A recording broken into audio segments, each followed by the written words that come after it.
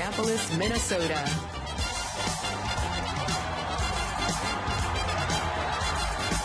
Hello, Minnesota!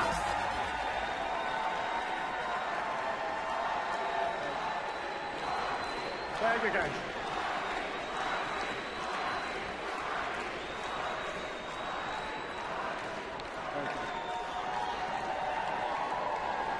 Hey, it's cold. We got to cheer about something, right?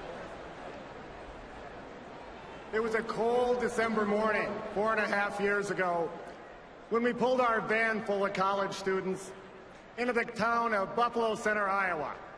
Population 905. Well, we went door to door for this guy named Barack Obama. And almost nobody in town had heard of him. And like you Iowans do, they asked some pretty tough questions. Would he stand up for the middle class? For people like them, not just for those at the very top. They asked us, would he get us out of this mess in Iraq? And they asked, did he have the guts to take on the insurance companies and reform health care?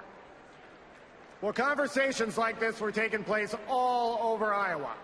And Iowans can be tough, but Iowans know the real deal when you see it. They took a measure of this man, they looked him in the eye, and you sent him on to be President of the United States. Thank you, Iowa, for that.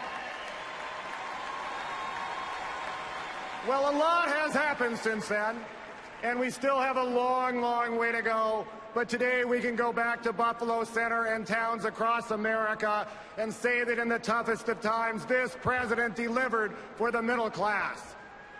He walked into a Washington that was paralyzed. After the greatest economic catastrophe since the Great Depression, he took over. The auto industry was on the brink of collapse. He faced 2 wars. Bin Laden was at large, and so much more. Barack Obama got to work. Our president delivered a Recovery Act. That's one of the reasons why we've had 29 straight months of private sector job growth. He put 400,000 teachers and education workers in our schools, and thousands of police officers and firefighters on the streets of our cities. He ignored the skeptics like Mitt Romney and took bold action to save the auto industry. Romney was wrong, Obama was right. 1 million more people work in the auto industry today. Romney was wrong, Obama was right. He added years to Medicare's life by cutting waste and fraud and abuse while preserving services for seniors. He got us out of Iraq. He got bin Laden. There are thousands more college students who can pay for school because our president got middlemen out of college loans. College graduates have 1 less bill to pay because they can stay in their parents' health care until they are 26. In Minneapolis, President Obama's leadership has helped us train 500 unemployed workers in clean energy jobs. And in Denver, hundreds more are working on the commuter lines. In Minneapolis, where we know the human tragedy of a bridge collapse, thank you, President Obama, for delivering the resources to rebuild the Camden Bridge, and that bridge in Louisville, and bridges and infrastructure across this country. Thank you, President Obama. Now, President Obama did all this, and much, much more, in spite of a Republican Party that said its #1 goal wasn't to solve any of these problems. They said their #1 goal was to stop Barack Obama. Think about this, ladies and gentlemen. In the middle of one of the greatest crises in American history, they sat on their hands and played politics. Look, I was raised a Republican, but I don't recognize a once proud party that's been hijacked by extremists who've driven it off the flat earth they pretend we're living on. They spent 8 years creating a colossal mess, and the last 4 doing almost nothing, except, of course, trying to blame it on President Obama. Hey, pyromaniacs shouldn't blame the firefighter.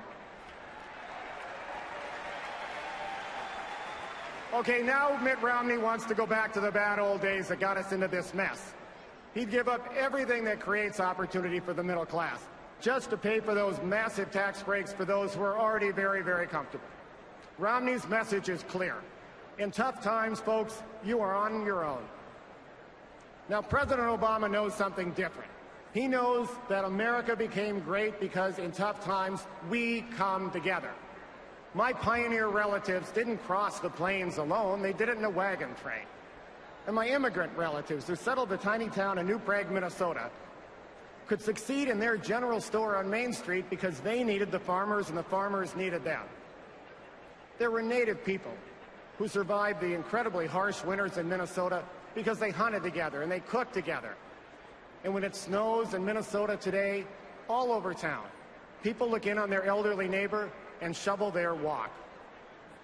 When my dad died and left my mom with 3 kids and a drugstore in the inner city, she picked up the pieces, and I owe everything to her.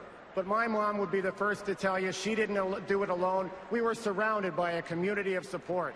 In tough times, we come together. It's the most basic American value. It's the value that built the Midwest. President Obama learned that value from his Kansan family, and that's why he believes in an America where women get equal pay for equal work, where every person, in the words of that great Minneapolis Mayor Hubert Humphrey said, can walk out of the shadows and into the bright sunlight of equal rights, where you can serve the country you love without hiding who you love, and where in the country of the Statue of Liberty, every child can live the American dream. We come together in tough times. You know, back on that cold day in Buffalo Center, I was so incredibly proud to support a man named Barack Obama. I am so much more proud today. Back then, I hoped he would be a great leader, and today I know it. They tried to stop Barack Obama, but they couldn't because they underestimated President Obama, and more important, they underestimated you. President Obama has earned every gray hair on his head, fighting for the middle class in every American. Now it's time to stand up, America, and fight for this man as hard as he has fought for you. And if you do that, we've come a long way, but the best is yet to come. Let's go get him.